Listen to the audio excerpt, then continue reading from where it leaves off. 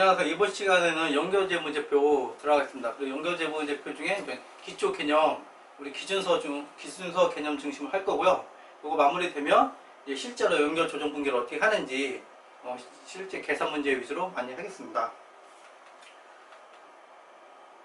먼저 연결재무제표란 무엇인가? 연결재무제표란 우리가 이제 그 중급회계에서는 이제 개별 재무제표를 배우는 거고, 연결재무제표란 각 법적 실체보다는 경제적 실체를 대상으로 회계 정보를 제공하는 것을 목적으로 합니다. 뭐냐면 A라는 회사가 있고, A라는 회사가 있었습니다. A라는 회사에 A1이라는 사업부가 있었고 A2라는 사업부가 있었습니다. A가 이제 기존에 A1하고 A2를 합쳐서 A라는 재무제표를 만들었었는데, A가 A2를 이제 분할한 거예요. A2를 분할해서 A 밑에 A1이 있고 A 밑에 A2라는 이제 회사를 만든 거죠.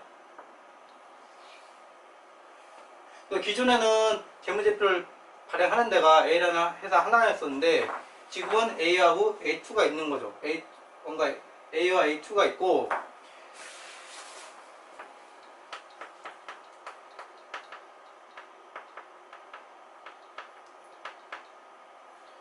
그 다음에 이제 실제로 이제 이게 지배력이 있으니까, 분할했으니까 그대로 이제 100% 갖고 있는 거잖아요. 100% 갖고 있으니까 우리가 이제 동일하기 때문에 A와 A2를 합쳐서 재무제표를 만들라. 이게 연결재무제표입니다.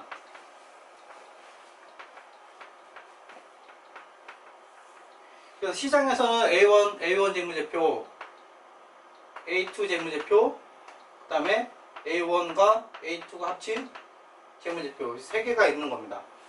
처음에 분할 전에는 A라는 재무제표만 하나만 있는 거고, 분할 후에는 시장에는 A, A2, 그 다음에 합친 연결재무제표가 있습니다. 그래서 연결재무제표는 법적 실체보다는 이제 경제적 실체를 대상으로 제공하는 것을 목적으로 합니다.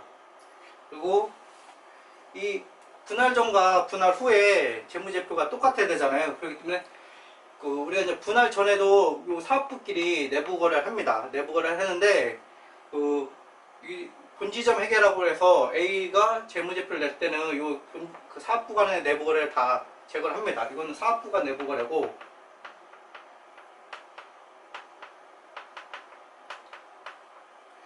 그 다음에 또 분할 후에는 A하고 이제 A2하고 이제 내부 거래를 하는데, 이거는 우리가 부르기로 연결 실체간,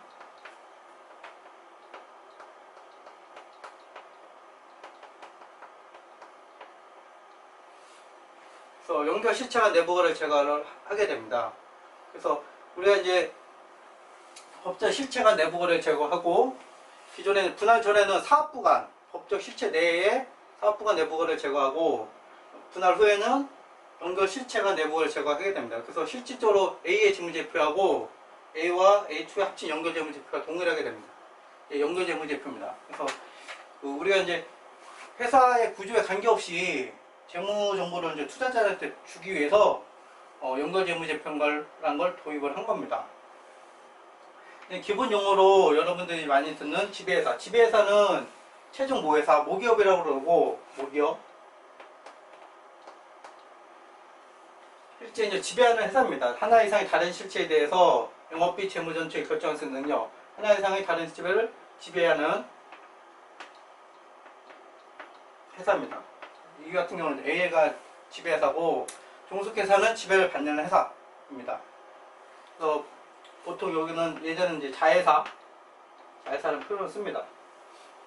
내부 거래는 연결 실체 간의 연결 실체 간의 내부 거래를 내부 거래라고 합니다.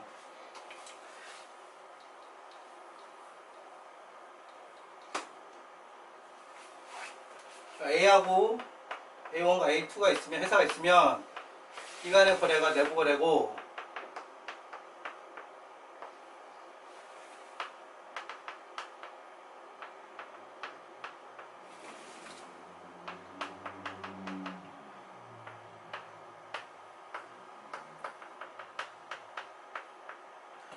그래서 A1, A2 연결 실체 내 거래를 내부 거래라고 그러고, 연결 실체와 외부와의 거래를 외부 거래라고 부릅니다. 연결 재무제표에 표현되는 거는 내부 거래만 우리가 공시를 하는 거고, 이 안에 있는 내부 거래는 표현하지 않습니다. 그렇기 때문에 내부 거래를 하면서 내부 거래 제거한다는 표현을 계속 쓰는 거고, 내부 거래 할 때는 서로 간에 이제 각각의 법적 실체이기 때문에 이익을 서로 간에 이제 추가해서 거래를 하게 됩니다. 그래서 이익을 추가하기 때문에 이 내부 거래가 발생한 다음에 외부랑 하게 되면 이 이익이 외부한테 이제 실현되는데, 이 내부 거래가 외부한테 아직 가지 않으면 이 이익이 내부에 존재합니다. 내부에 존재하게 돼서 이 이익도 우리가 제거를 하게 됩니다. 내부에 존재하는 거를 미실현 손익, 이익하고 손실이 있기 때문에 미실현 손익이라고 부릅니다. 내부에 존재하고 실현되지 않았기 때문에 미실현 손익이라고 부릅니다. 그래서 미실현 손익도 제거하게 됩니다. 외부 거래는 회사 간 지배종속 관계에 있는 회사가 아닌 회사, 외부 회사입니다. 쉽게 얘기해서 외부 회사고, 안에 발생하는 거래로 독립적인 의사결정이 발생하는 거래, 이 외부 거래만 표현하게 됩니다. 그래서 여러분 실제로 연결은 지금 큰 틀을 제가 설명드렸는데, 연결 시체 간의 재무제표를 합치고 내부 거래를 제거하게 되는 겁니다. 그렇기 때문에 연결 재무제표에 여러분들이 반드시 알아야 될 거는 그 거래에 대한 분계를 정확히 아셔야 돼요. 거래에 대한 분계를 아셔야지, 왜냐면 그 내부 거래를 제거하기 때문에 내부 거래 분계를 제거하는 겁니다. 그렇기 때문에 그 거래에 대한 분계는 언제 배우냐? 중국 회계를 배워요. 여러분들이 연결이 어려운 게 아니라 중국 회계에 있던 각 거래의 분계를 정확히 모르신다는 뜻이에요. 그리고 이런 내부거래를 제거한다는 거는 세무조정하고 똑같은 거거든요. 세무조정에 우리가 이제 유보가 있습니다. 유보. 여러분들이 법인세를 배우시는 모르겠지만, 세무와 회계가 이제 차이 나는 게 있습니다. 차이나는 게 있으면, 차이 나는 것들이 이제 사회에 유출되는 게 있고, 사내에 유보되는 게 있습니다. 이 유보는 사내에 유보된 거고, 유보를 이제 관리하게 됩니다. 유보가 언제까지 관리되면 외부에 실현될 때까지 관리를 하게 됩니다. 타에 유출될 때까지. 그 유보 관리랑 미실현 손익이랑 거의 똑같은 개념입니다. 그래서 여러분들이 이제 그 세무 조정하는 거하고 중국 회계를 어느 정도 아시면 연결이 상당히 쉽게 느껴질 거고, 중국 회계의 거래 분계하고 그 세무 쪽에 있는 세무조정, 법인세에 있는 세무조정이 약간 익숙치 않으시면 연결이 좀 어려워질 수 있습니다. 연결은 실제로 새로운 분기가 나오는 게 아니에요. 그러니까 여러분들이 중국 회계에서 재고자산, 금융상품, 그 유형자산, 무형자산은 분기를 배우시는데, 연결에서는 분기를 배우는 게 아니라 각각의 분기를 했던 걸 합치고 제거하고를 배우시는 거예요. 약간 산수의 개념이라고 보시면 되기 때문에, 여러분들이 연결을 잘 이해하시려면 중국 회계의 각 챕터의 분기를 정확히 알고 계셔야 됩니다.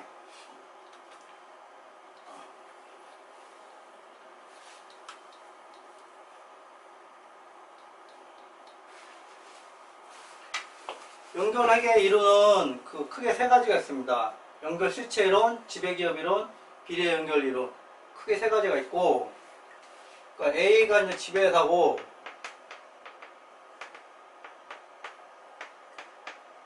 B가 종속회사입니다. 종속회사인데, A가 B를 지배력이 있지만 지배력이 있어요. 지배력이 있는데 약 80%의 지분만 있는 거예요. 80%의 지분만 있는 거예요. 그러면은 B회사의 자산부채 자본을 우리가 합쳐야 되잖아요. 합치는데 어떻게 합칠 것이냐에 대한 개념입니다. 그래서 뭐냐면 그 B회사의 자산이 100원이 있으면 이 100원을 그대로 표현하자. 연결실체 이론은 100원을 그대로 표현하자는 거고, 지배이론은 순자생. 지배이론은 100원, 비지배 지분이 80%니까 비지배 지분 20을 부채로 표현하자는 거고, 비례 연결에서는 아예 80만 표현하자, 이런 개념입니다. 그래서 연결 시체이론은 우리가 자산부채를 100% 인식하고 지배기업도 100% 인식하면 이건 똑같은데, 비지배 지분을 연결시체 이론에서는 자본의 한 항목으로 보는 거고, 지배기업 이론에서는 이제 부채의 한 항목으로 보는 거예요. 어떤 의미냐? 연결시체 이론에서는 지배주주하고 비지배주주가 같이 힘을 합쳐서 종속기업을 인수한 거예요. 그래서 같이 경영한다는 의미이기 때문에 지분을 자본으로 표현하는 거고, 지배기업 이론에서는 비지배 지분의 우리가 참여한 금액을 부채로 보는 거예요. 그래서 경영을 지배기업만 혼자 하는 거예요. 그렇기 때문에 부채를 표현하는 겁니다. 마찬가지로 지배기업 이론에서는 비지배 지분을 부채로 표현하기 때문에 연결 단기 손익은 지배 손익만 표현하는 거고, 연결 시치론에서는 지배와 비지배가 동일 주주의 개념이기 때문에 연결 단기 손익을 지배 손익과 비지배 지분으로 합친 금액으로 표현하고, 밑에 지배 손익 얼마, 비지배 손익 얼마 이런 식으로 이제 표현을 해주는 겁니다. 미실현 손익도 연결 시체에서는 전액 제거하고, 전액 제거된 거를 지배 지분 얼마, 비지배 지분 얼마 이런 식으로 표현해주고, 지배 기업에서는 미실현 손익을 지배 지분만 제거하게 됩니다. 비지배 지분을 부채로 보기 때문에 요 개념의 차이가 밑에 거를 차이 영향을 주게 됩니다. 비례연결은 말 그대로 지배 지분율만큼만 인식을 하는 거예요. 자산 부채도 지배 지분만큼 인식하기 때문에 비지배 지분이 나올 여지가 전혀 없습니다. 지배 지분만 인식하기 때문에 비지배 지분은 전혀 안 나오고, 마찬가지로 지배 손익만 있고, 이것도 마찬가지로 미실현 손익을 제거하는데 비례 지분 쪽만 제거하게 됩니다. IFRS는 우리가 연결실체 이론으로 되어 있습니다. 연결실체로 되어 있고, 이 개념들도 우리가 공동약정이라든지 다른 데 보면 좀 남아 있습니다. 실제로 이제 연결재무제표는 연결실체 이론이 기본으로 아시면 됩니다. 연결실체 이론 다시 말씀드리면, 지배주주와 비지배주가 같이 종속기업을 인수한 거예요. 이런 식으로 보시면 돼요. 우리 사업결합 할 때도 우리가 비지배 지분이 나오고 영업권 같이 나오잖아요. 그 개념이 남아 있는 겁니다.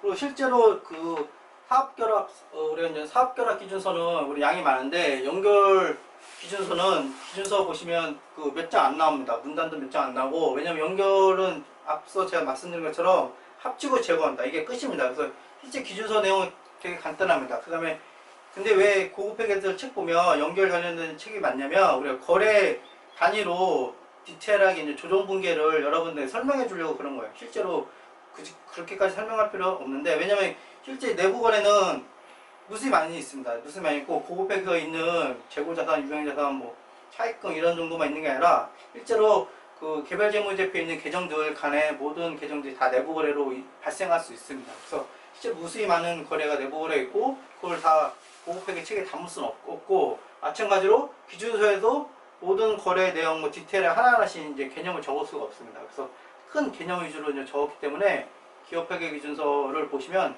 내부 연결 기준서는 상당히 양이 작습니다. 그리고 그 다음에 연결 기준서의 주된 내용은 뭐냐면, 실제 연결 재무제표를 만드는 방법은 상당히 적고, 어떤 내용이 있냐면, 그럼 어떤 걸 연결 재무제표에 이제 작성을 해야 되냐? 연결 범위.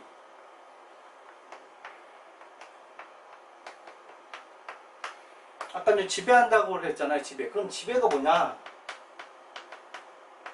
지배력이 뭐냐? 이 지배력에 대한 개념을 많은 문단을 할애해서 설명해주고 있습니다. 그래서 저희가 지금 오늘 볼 거는 주로 지배력에 대해서 많이 설명해 드릴 거고, 작성 의무 먼저 보겠습니다. 작성 의무 먼저는 일반적으로 종속기업이 있으면 다 연결재무제표를 만들어야 됩니다. 그렇지만 작성 의무를 해주는 게 있습니다. 작성을 해주는 거는 여러분들이 이제 기본적으로 생각하실 때, 해결해 보실 때, 우리가 개념체계 부분이 되게 중요한데, 연결재무제표 여러분들이 공부하시는 기업회계 기준서는 KIFRS라고 그러는데, 이 IFRS 제정 목적이 뭐냐면 외부 투자자, 무슨 기업 내부가 있고, 기업에 관련된 이해관계자가 있습니다. KIFRS는 기업 내부적으로 회계 처리할 거를 그 규정한 게 아니라 기업 외부한테 공시할 때 어떻게 어떤 기준에 따라서 이렇게 만드세요. 공시재무제표를 이렇게 만드세요.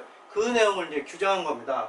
그렇기 때문에 이해관계자한테 이제 필요한 것들을 규정한 거고, 작성후 면제라는 거는 이해관계자한테 굳이 이런 정보는 필요 없어. 이해관계자한테는 이거 줘봤자 소용이 없어.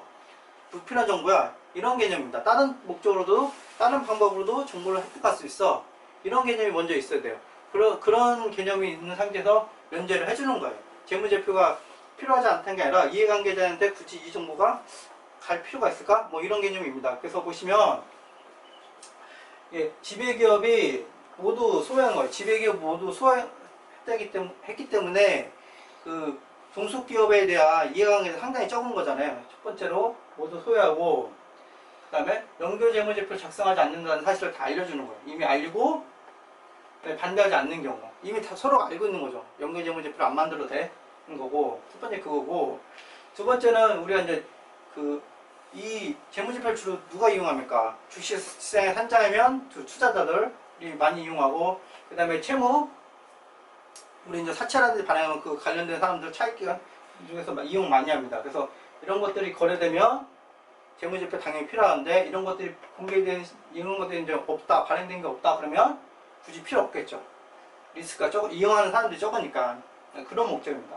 그리고 IPO 관련된 적이 없고, 그 다음에 요 라는 이제 투자기업이 공정가치로 평가하는 경우가 있어요. 실제로 이제 우리가 이제 영업 목적으로 종속기업을 운영하는 게 아니라 투자 목적으로 이제 그 종속기업을 갖고 있어서 그 회사의 공정가치, 그 자산부채의 이제 공정가치 자체가 중요한 경우가 있습니다. 공정가치가 중요하기 때문에 연결재무제표 정보가 그렇게 효익이 없는 거예요. 그렇기 때문에 종속기업을 이제 공정가치로 측정하는 경우는 이제 연결재무제표 필요 없는 겁니다. 그래서 요 가나다라가 모두 충족돼야지 면제되는 겁니다. 이제 지배력이라는 개념을 보겠습니다. 지배력의 개념은 우리 IFRS에 최근에 들어온 몇 년 안 된 개념입니다. 처음 우리 IFRS 도입한 게 2011년인데 우리나라가 그 당시에는 지배력 이런 개념이 자세히 없었고, 그 후에 한번 개정됐을 때 우리가 지배력의 개념이 들어왔습니다. 일단 연결재무제표는 우리가 이제 실질적인 지배력을 판단하게 됩니다. 이 실질 지배력도 처음에는 개념이 없었다가 디펙토라고 그러는데 이제 그 최근에 들어온 개념입니다.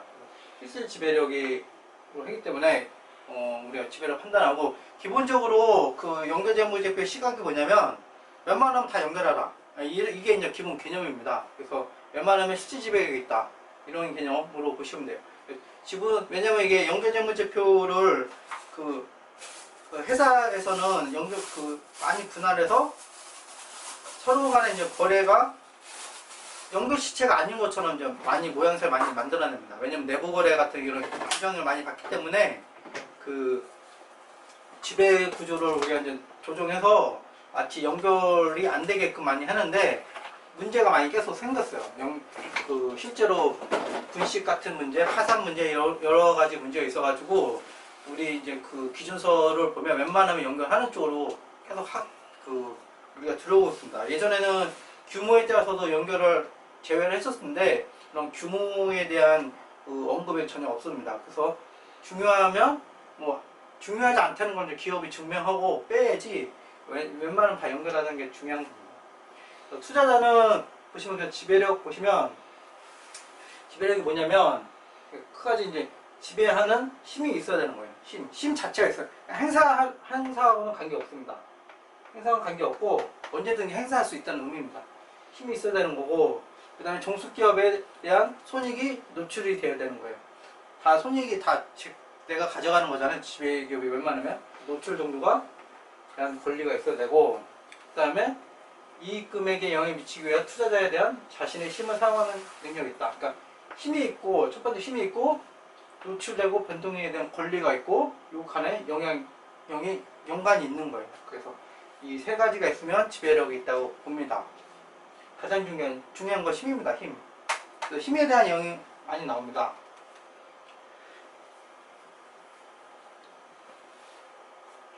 힘은 아까 말씀드린 현존 권리. 이 권리가 이제 우리가 이제 그 지분율이라 쉽게 얘기해서 지분율, 보시면 돼요. 의결권. 회사의 지배기구 있잖아요. 이사회라든지 거기서 이제 회사가 다 운영되기 때문에 거기서 의결권이 어느 정도 있냐, 권리를 행사할 수가 있냐, 독단적으로 행사할 수 있냐, 이게 가장 중요한 겁니다. 현존 권리가 중요한 거고, 잠재권, 잠재적 의결권은 우리가 고려를 하지만 잠재적 의결권이 중요한 건 아닙니다. 현재 권리가 중요한 겁니다. 현재 권리가 있어야지 언제든지 행사할 수 있는 거예요. 잠재 권리는 조건이 충족되지만 행사하기 때문에 현재 행사할 수 있는 힘이 있다고 보지 않습니다. 그러니까 현존 권리를 보유하고 있어야 되고, 의결권을 많이 보유해서 능력도 커지지만 다른 권리로부터 능력을 부여할 수 있습니다. 당연한 거죠. 왜냐하면 이 의결권은 실제로 우리는 주식인 거고, 다른 거지만 약정으로 인해서도 이제 우리가 조정할 수 있어요. 그래서 의결권은 내가 별로 없지만 약정에 의해서 어떤 이유로 인해서 내가 저 회사를 지배할 수가 있는 겁니다. 투자자가 힘을 가질 수 있게 하는 권리는 가장 일반적인 의결권입니다. 그래서 잠재적 의결권 형태도 고려하는 것이 얘는 중요한 게 아니고, 그 다음에 주요 경영진 구성할 수 있는 선임, 재배치, 해임할 수 있는 권리. 그러니까 주요 경영진 이사회죠. 이사회라고 보시면 돼요. 이사회를 지배할 수 있는 힘이 있어야 하는 거고, 그 얘기입니다. 그 다음에 관련했던 시장 기업을 선임하거나 해임할 수 있는 거의 비슷한 겁니다. 그 다음에 하번을 보시면 이제 거래를 체결하거나 거래 변경을 거부하도록 하는 권리. 그러니까 우리가 이제 예전의 개념은 재무, 영업 정책을 지배할 수 있는 행위, 이렇게 이제 표현합니다. 그리고 중요한 거는 지배력은 한 회사한테 있는 거예요. 뭐냐면 이 종속기업에 대한 힘을 미치는 데가 A1, 2, 하나면 여러 개가 있다면 이 지배력은 하나가 있는 거예요. 왜냐면 지배력이 있는 데가 연결하는 거잖아요. 그렇기 때문에 지배력이 얘도 있고 얘도 있다고 생각해 보시면 얘도 연결하면 이상하잖아요. 재무제표가. 그러면 엉뚱하기 때문에 지배력은 하나만 있는 겁니다. 하나만 있고 공동으로 이제 같이 있는 경우가 있어요. 반반씩 있을 때는 연결하지 않습니다. 이건 다른 규정으로 가고 있고, 그래서 지배력은 어느 하나만 있다는 거고, 지배력을 갖고 있는 법인이 어딘가 그걸 찾는 거예요.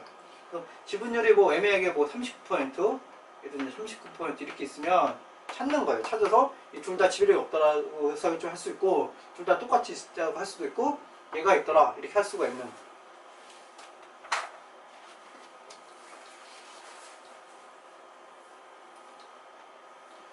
그래서 일반적으로 의결권에 가반수를 보유하면 우리가 이제 힘을 가지고 있다고 이제 간주한다 표현은 간주하는 거고, 그 다음에 가반수를 보유하지 않지만 가반수를 보유하나 힘을 가지지 않는, 그죠? 그러니까 50% 있으면 일반적으로 지배력이 있다고 보는 거예요.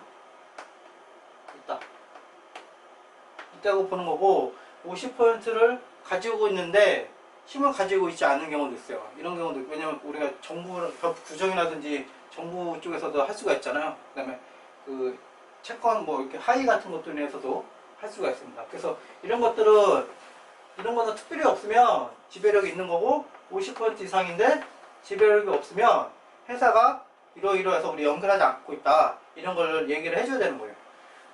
그래서 이제 본인 연결 쪽에서 가는 거고, 그래서 가반수를 보유해도 연결 안 하는 경우가 있다. 그 다음에 제일 중요한 건 이제 가반수를 보유하지 않고도 힘을 가지는 경우, 이게 이제 가장 중요하죠. 이게 이제 실질 지배력하고 연결된 겁니다. 그렇기 때문에 이제 이거 갖고 이제 실무에서는 이거 갖고 이제 논쟁이 많습니다. 어떤 회사는 가반수를 보유하지 않아서 연결을 해야 돼. 가반수를 보유하지 않지만 연결 꼭 하고 싶은 회사가 있고, 실질 지배력은 있지만 가반수를 낮게 갖고 있어서 연결 안 하려고 하는 회사들도 있고, 다양한 케이스가 있습니다. 그래서 이 부분이 논쟁이 많고 이슈가 많은 부분입니다.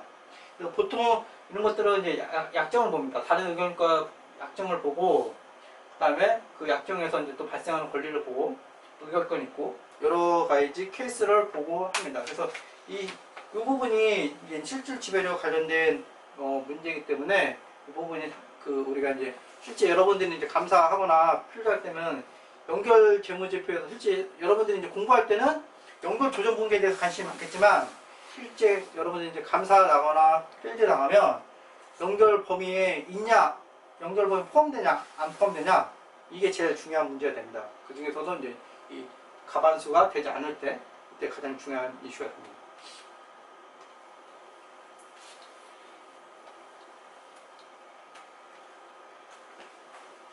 그 다음에 이제 여러분들이 잠재적 우길권 전환사채라든지 이제 전환우선들 뭐 이런 것들인데 이 잠재적 우길권이 실질적인 판단을 하게 됩니다. 무슨 말? 실제 지금 현재 우리가 잠재적 우길권을 행사해서 우길권을 갖고 있는지 없는지를 판단을 해야 됩니다.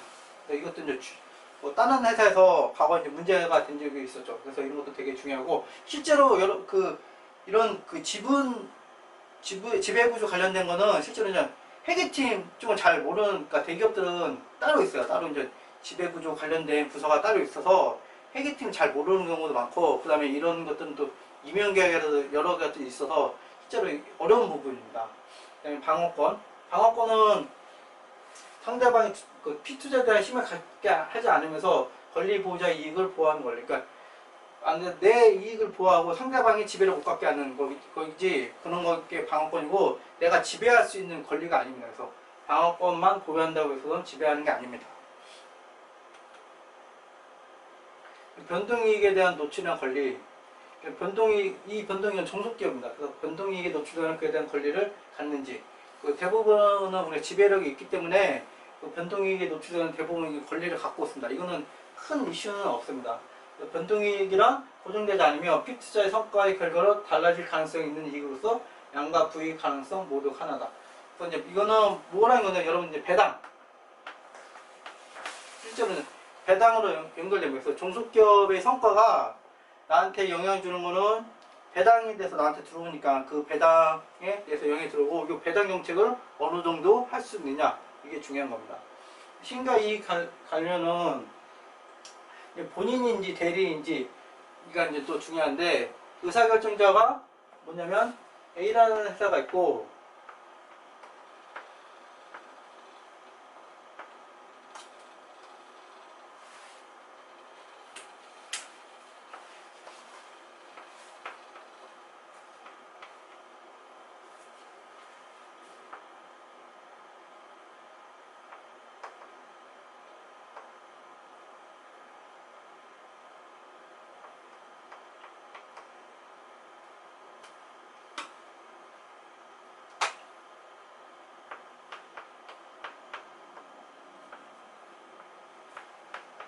실제로 이런 게 주로 좀 많습니다. 그러니까 A하고 B에는 약정 관계를 맺은 거예요. 약정 관계를 맺어서 A가 B한테 이제 C에 대해서 경영을 맡긴 거예요. 경영을 위임해줬다고 그러는데 맡긴 거예요. 맡긴 거고, 그래서 이제 이 B가 C에 대해서 99% 갖고 있고, A는 약간의 이제 지분율만 갖고 있어요.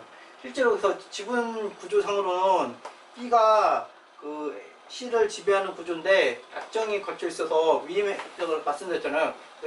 A가 C를 지배하는 겁니다. 이 얘기인 거예요. 그래서 이 사람은 대리인하고 저희가 표현을 합니다. 여기가 이제 본인이고, 펀드라든지 이런 것 쪽에서 이런 그 대리인 이슈가 많고, 그래서 이 관련돼서 이 C를 연결을 해야 됩니다. 그래서 B가 대리인이기 때문에 A가 연결을 하는 거예요. 투자자가 자신에게 위임된 의사결정을 행사하는 경우 피투자를 지배하지 않는 대리인 투자자잖아요. 위임된 결정권 하는 거예요. 위임된 결정권 대신 행사하기 때문에 내가 지배하는 게 아니에요. 그렇기 때문에 실질적으로 본인이 그 C를 지배하는 겁니다. 그래서 이걸 어떻게 할 수 있냐면, 이 간의 관계가 이 B 대리인을 해임할 수 있고, 이런 권리가 있어요. 해임권. 이런 권리가 있는지 없는지, 그러니까 그 가장 중요한 그 고려 사항입니다. 그래서 해임권을 갖고 있고 이유 관계없이 의사결정을 해임할 수 있다면 언제든지 할 수 있는 거죠. 그래서 지배력이라는 게 보면 현존하는 권리예요. 그래서 뚜레 행사를 할 때 제약이 있으면 안 돼요. 그 개념이 먼저 들어가시면 됩니다. 그래서 우리가 이제 이렇게만 연결하면 안 되고 이렇게 연결을 해야 되는 거예요.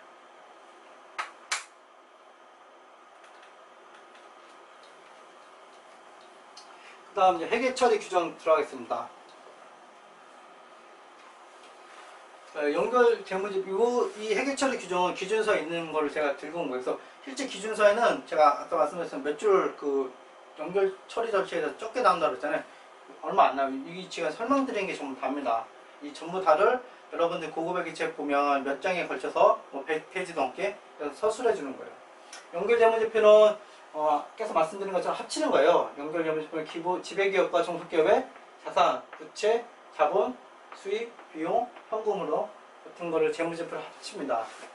그 다음에 두 번째는 지배기업의 투자자산 금액과 그 다음에 그 종속기업의 자본, 지배기업의 지분을 상계합니다. 이거 보통 여러분들이 하는 게 투자자본 상계라고 그러는데, 이거는 이거에 대한 설명은 사업결합 쪽에 있습니다. 사업결합 쪽에 우리는 사업결합 할 때 투자자본 상계를 하잖아요. 사업결합 할 때 종속회사의 자산, 종속회사의 부채, 투자 주식, 비지배 지분, 그다음에 영업권 나올 수 있죠. 영업권, 영가매수 차익, 이렇게 나올 수 있잖아요. 이게 이제 사업결합 분계인데, 왜냐면 그 지배기업이 종속기업 갖고 오고 종속회사 이제 부채 갖고 오고 지배기업의 투자주식 없애는 겁니다. 이게 이제 사업결합 회계인데, 연결은 어떤 거냐면, 연결은 이미 종속회사의 자산, 부채, 자본을 다 갖고 합쳐진 상태예요. 합쳐진 상태이기 때문에 얘를 제거하는 겁니다. 그래서 종속 자산하고 부채가 종속회사의 자산 빼기 부채가 자본이잖아요. 그렇기 때문에 얘는 사업결합인 거고, 연결 분계는 기존하고 똑같습니다. 이건 투자 주식, 종속회사 자산, 종속회사 부채가 아니라 이 종속회사 자산하고 부채하고 똑같은 금액이 이제 자본이니까 종속회사 자본, 마찬가지로 비지배 지분 나오고, 영업권, 영가매수, 이렇게 하는 게 연결분계예요. 그래서 그 차이점은 사업결합은 자산 부채를 취득하기 때문에 자산 부채가 바로 나오는 거고, 연결은 합친 다음에 제거를 하기 때문에 자본을 제거해 주는 거예요. 그래서 똑같다고 보시면 되고, 그래서 여러분들은 이 개념은 같이 알고 계시면 돼요.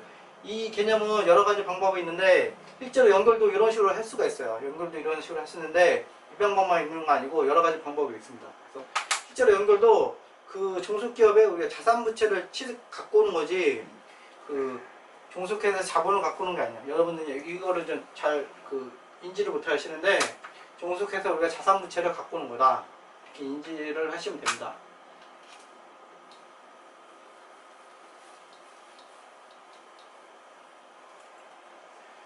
다음 3번 보시면 내부 거래에 대해서 설명해 주고 있습니다. 기업 간 내부 거래와 관련된 연결시체 내 자산, 부채, 자본 등의 현금을 모두 제거한다.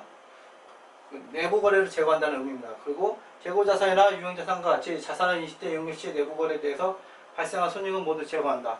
손익은 당연히 이제 내부 거래 손익은 제거하는 거고, 연결시체 내 거래에서 발생한 손실은 그 연결 재무제표 인식한 자산 손상의 징후일 수 있다.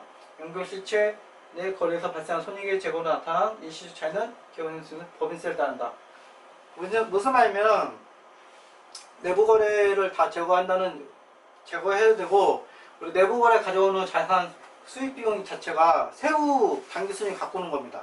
세후 단기 순이익 갖고 오기 때문에 내부 거래 제거할 때도 세후 손익을 제거하는 겁니다. 그렇기 때문에 이제 법인세를 제거하는 거고, 손실을 일반적으로 이상하기 때문에 손실을 나는 것 자체는 손상일 수가 있다. 그렇기 때문에 미실현 손실이 나면 자산 손상이 있을 수 있으니까 자산 손상으로 검토를 해봐라, 이런 의미입니다.